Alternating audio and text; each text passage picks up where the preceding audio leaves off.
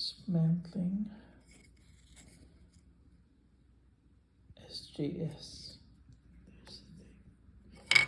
See, hold on, there's some clips.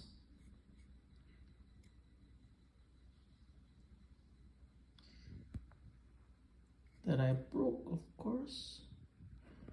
Where is it? Yeah, I broke that one. Anyway, I'll just checking it if there's anything wrong, but yeah, I'm not an electronics engineer to determine it.